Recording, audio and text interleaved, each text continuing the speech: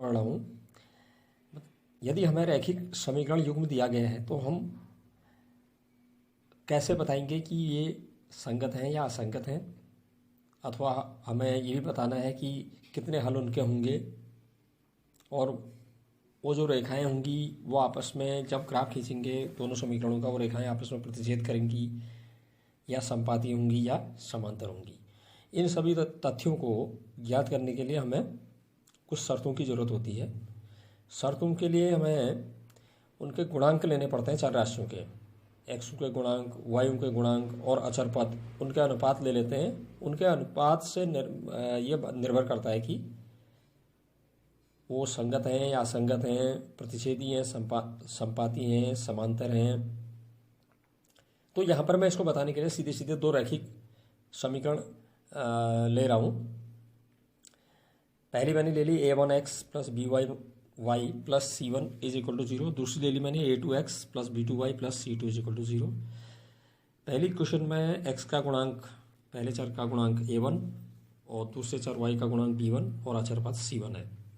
दूसरे समीकरण में पहले चर का गुणांक a2, x का गुणांक और दूसरे चर y का गुणांक b2 और अचर पद c2 है।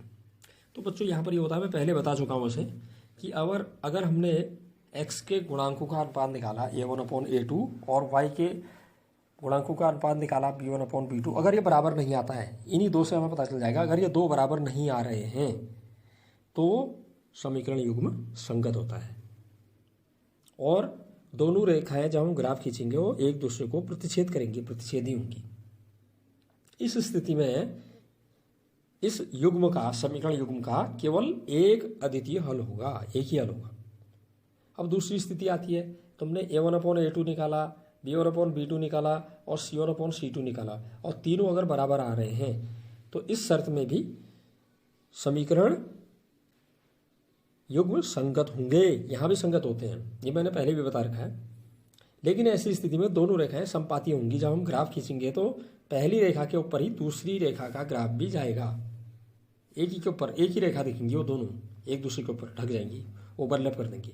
अर्थात समीकरण युग्म के अपरिमित रूप से अनेक हल होंगे, क्योंकि जगह जगह काट रही हैं एक दूसरे को और जगह जगह पूरा ही काट रही हैं सब हर बिंदु पर, तो अपरिमित रूप से ऐसी स्थिति में अनेक हल होंगे। तीसरी स्थिति असंगत वाली आती है, अगर a1/a2 और b1/b2 तो बराबर आ रहे हैं लेकिन उनका मान c1/c2 के बराबर नहीं है तो समीकरण युग्म असंगत होते हैं। ऐसी स्थिति में दोनों रेखाओं का ग्राफ जो खींचेंगे हम तो समांतर रेखाएं आएंगी, अर्थात समीकरण युग्म का कोई हल नहीं होगा।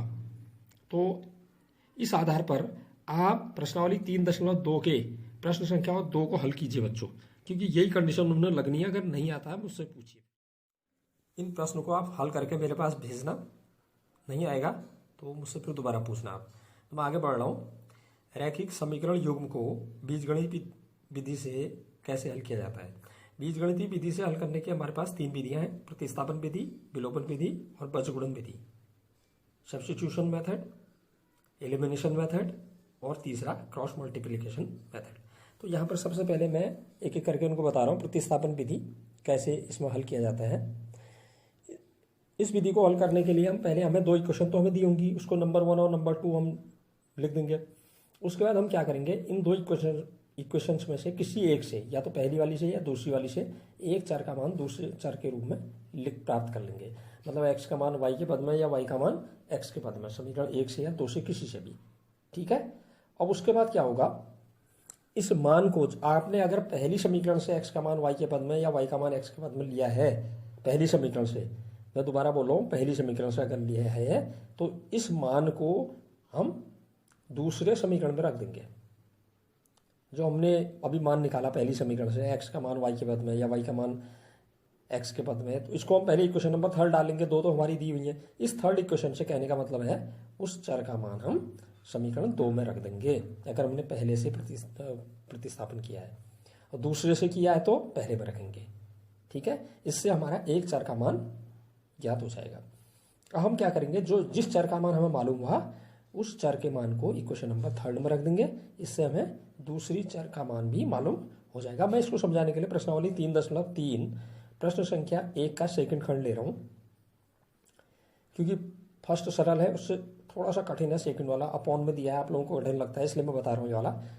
इक्वेशन नंबर फर्स्ट है S minus T is equal to 3। अब एक्स वाई में नहीं है, बात वही है, चर कुछ भी हो सकते हैं, S T P Q X Y. तो यहाँ पर एस और टी में दे रखे हैं, पहला चर एस दूसरा T. S minus T is equal to 3, इसको हमने इक्वेशन नंबर फर्स्ट लिख दिया। S upon 3 plus T upon 2 is equal to 6, equation number 2 लिख दिया।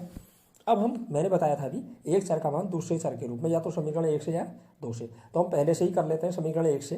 एस का मान टी के पदों में रख लेते हैं, तो एस का मान टी के पद में ले रहे हैं तो एस को बाईं तरफ ही रहने देंगे और टी को हम दाएं पक्ष में पक्षांतर कर देंगे।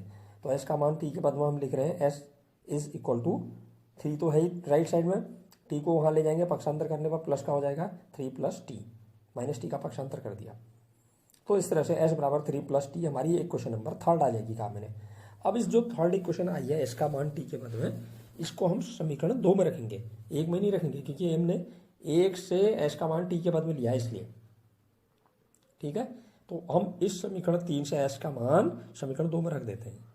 ठीक हो गया, हमने क्या किया, एस की जगह 3 प्लस टी लिख देना है, तो एस की जगह 3 प्लस टी लिख दिया, अपॉन 3 था 3 लिख दिया, प्लस टी की जगह टी अपॉन 2 था लिख दिया, इज इक्वल टू 6। अब हमने एलसीएम ले लिया 3 और 2 का, 6 होता है, 6 एलसीएम लिया, जैसे हमने फ्रैक्शन को ऐड करते हैं उसी तरह से 6 एलसीएम ले करके हमने 3 से डिवाइड किया 6 को, 2 बार 2 से ऊपर मल्टीप्लाई किया, प्लस फिर 2 से 6 को डिवाइड किया 3 बार, 3 से टी को मल्टीप्लाई किया, लिख दिया, ऐड करके हमारा यह आ गया 6 plus 5t upon 6 is equal to 6 plus 1। इसको हम क्रॉस मल्टीप्लाई करके 6 के अपॉन में कुछ नहीं है 1 ले लिया राइट साइड में, क्रॉस मल्टीप्लाई कर लिया, 6 plus 5t is equal to 30। अब हम 6 का पक्षांतर करेंगे तो 5t is equal to 36 minus 6 हो जाएगा, 5t इज इक्वल टू 30, तो t की वैल्यू आ गई हमारी 30 अपॉन 5 6। अब इस t की वैल्यू को, t के इस मान को समीकरण 3 में रखेंगे। मैंने कहा था जो 3 आई थी हमारी एस का एस का मान टी के पदों में रखने में जो आई थी, वहाँ इस मान को रख देंगे। तो S is equal to 3 plus T, S is equal to 3 plus 6 is equal to 9। तो इस रैखिक समीकरण युग्म का हल हमारा आ गया एस इज इक्वल टू 9 और टी इज इक्वल टू 6। अब मैं दूसरी विधि में आता हूँ, विलोपन विधि। विलोपन विधि जैसे इसके नाम से पता चल रहा है, एलिमिनेशन मेथड, माने हटा देना, किसी एक चर को हटा देना दोनों चरों में से। वो हटेगा कैसे, दोनों में गुणांक बराबर होंगे, या तो अलग अलग चिन्ह के होंगे तो जोड़ के हटेगा, या दोनों को घटा करके हटेगा अगर एक ही चिन्ह के हैं। तो मैं बता रहा हूँ अभी। यहाँ भी हमें 2 समीकरण जब दी हैं तो इसमें क्या होगा, इन दोनों समीकरणों में किसी एक चर के गुणांकों को हम बराबर बना लेंगे गुणा करके, या तो समीकरण एक ही समीकरण को या दोनों समीकरणों को। ठीक है ना, और उसके बाद जब वो गुणांक बराबर हो जाएंगे, अगर उनके चिन्ह एक से हैं तब तो घटाना पड़ेगा, अगर दोनों के चिन्ह अलग अलग हैं तो दोनों इक्वेशंस को हम ऐड कर देंगे और एक चर एलिमिनेट हो जाएगा, दूसरे चर का मान निकल जाएगा।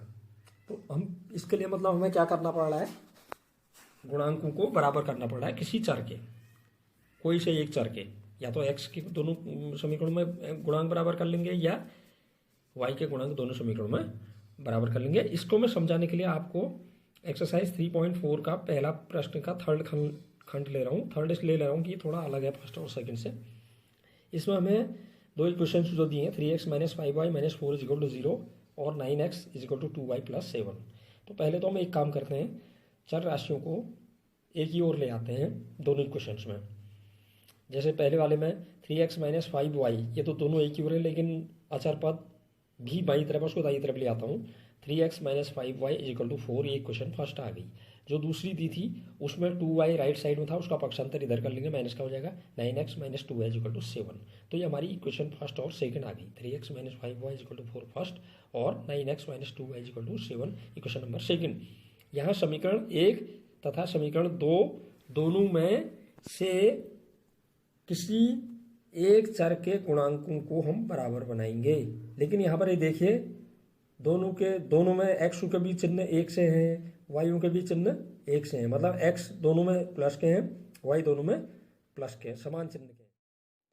अब हमें यहाँ पर दोनों समीकरणों में या तो एक्स के गुणांक बराबर करने हैं या वाई चर राशि के गुणांक समान करने हैं। तो हमें कौन सी सुविधा हो रही है यहाँ पर देखिए, अगर हम वाई के गुणांकों को समान करें तो दोनों इक्वेशंस को मल्टीप्लाई करना पड़ रहा है। अगर x के गुणांकों को देखें तो एक में 9 है, एक में 3 है, ठीक। तो समीकरण 1 में 3 है x के आगे गुणांक, और समीकरण 2 में x का गुणांक 9 है। तो समीकरण 1 में भी हम 9 बना सकते हैं 3 से मल्टीप्लाई करके, लेकिन 3 से जब मल्टीप्लाई करेंगे तो समीकरण 1 के दोनों पक्षों को करना पड़ेगा, right hand side, left hand side भी और राइट हैंड साइड भी। तो हम मल्टीप्लाई करते रहे। यहाँ पर अब क्या करेंगे, हम x के गुणांक समान करने के लिए समीकरण 1 को 3 से गुणा कर दे रहे हैं। उसके बाद हम समीकरण 2 को घटा देंगे क्योंकि चिन्ह 1 से है, इसलिए पहले हम गुणा कर लेते हैं समीकरण 1 को 3 से। 3 × 3x 9x minus 3 × 5y minus 15y is equal to 3 × 4 12। इसमें से सब्ट्रैक्ट कर देंगे हम कौन सी इक्वेशन को, दूसरी वाली इक्वेशन को, समीकरण 2 को। तो समीकरण 2 को उसके नीचे लिख देंगे, x के नीचे x, y के नीचे y और बराबर के नीचे बराबर, अचर पद के नीचे अचर पद। अब घटाने में हम जानते हैं बीजगणित में चिन्ह बदल जाते हैं दूसरी पंक्ति के।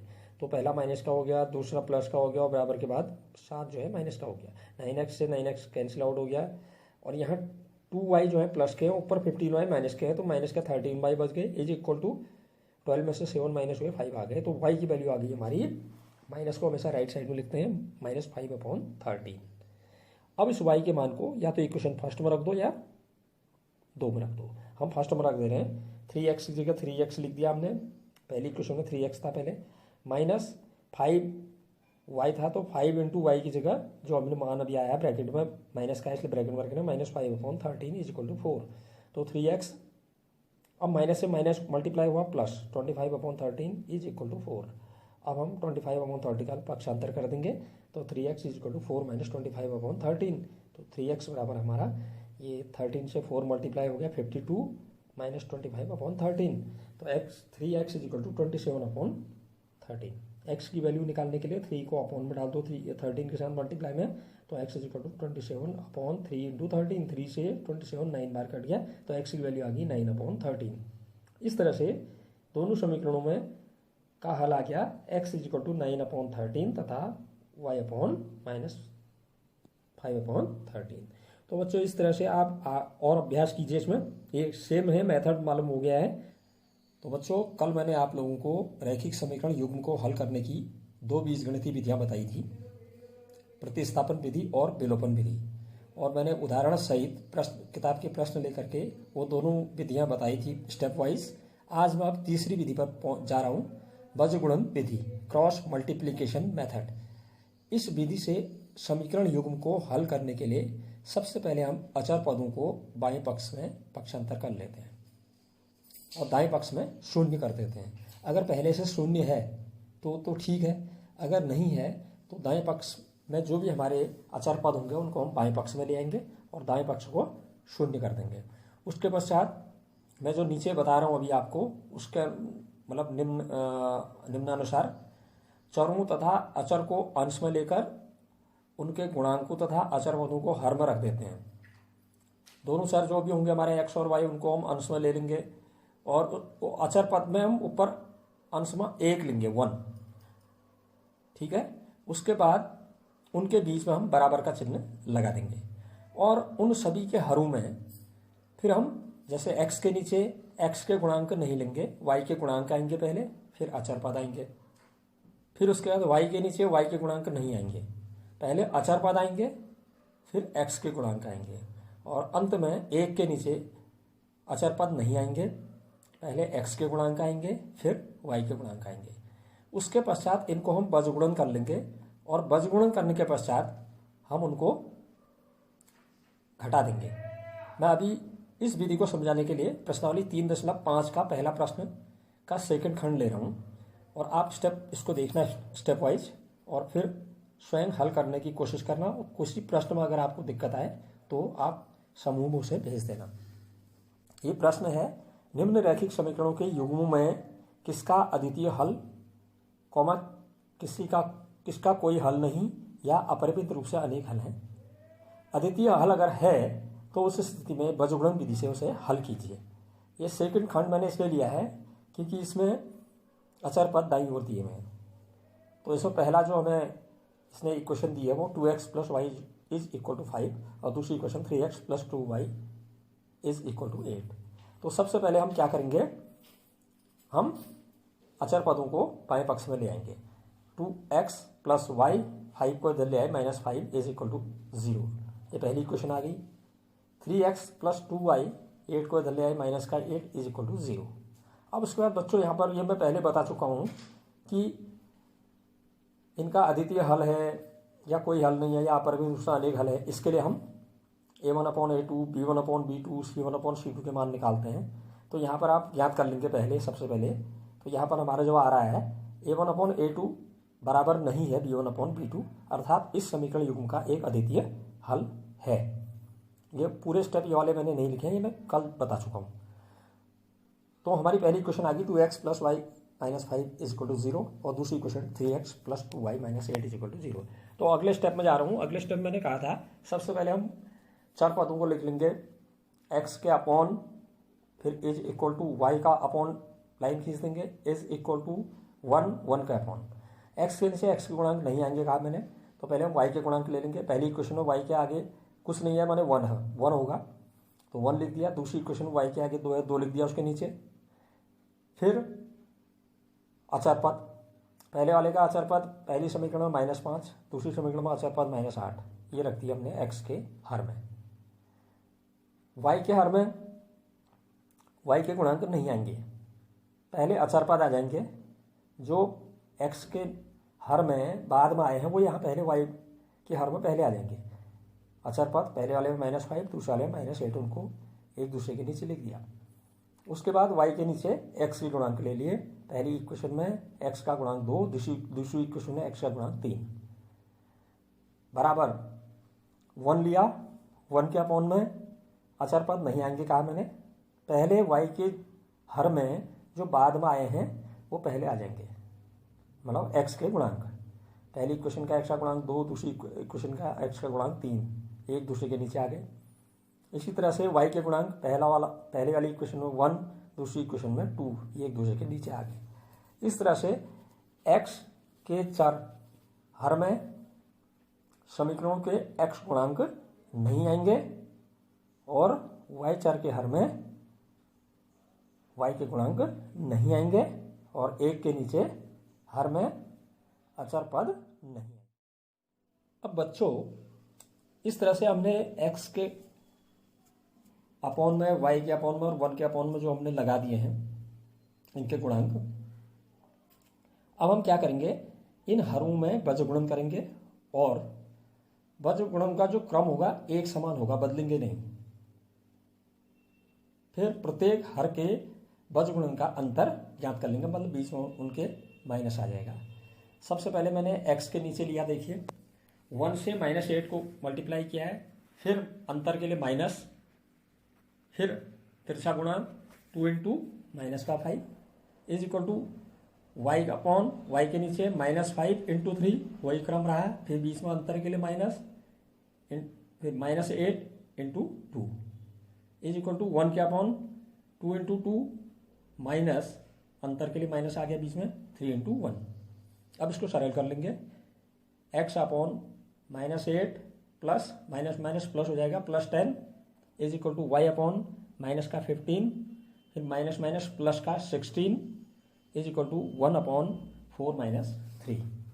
अब इसको और सरल कर लिया, x अपॉन 2 आ गया प्लस का 10 में से 8 माइनस हो गए is equal to y upon 16 में से 15 माइनस होके 1 आ गया इज इक्वल टू 1 अपॉन 4 - 3, 1 आ गया। इस तरह से अब हम क्या करेंगे, x upon 2 is equal to y upon 1 is equal to 1 upon 1। इसका मतलब यह है कि x अपॉन 2 भी 1 अपॉन 1 के इक्वल है, y अपॉन 1 भी 1 अपॉन 1 के इक्वल है। अलग अलग हम इनको रख देंगे। पहले हम x अपॉन 2 को 1 अपॉन 1 के इक्वल रखेंगे, फिर बज्रगुणन कर देंगे, x से 1 मल्टीप्लाई हुआ, x 1 जाओ, x is equal to 2 into 1, 2 1 जा 2, x इज इक्वल टू 2 आ गया आंसर, पहले चर का मान। इसी तरह से y अपॉन 1 को भी 1 अपॉन 1 के इक्वल रखेंगे, फिर हम यहाँ पर बज्रगुणन करेंगे, y into 1, y is equal to 1 into 1, 1। तो इस तरह से समीकरण युग्म का हल आ गया, x इज इक्वल टू 2 तथा y इज इक्वल टू 1। तो बच्चों आज इस प्रश्नावली के अन्य प्रश्नों को आप हल करने की कोशिश कीजिए।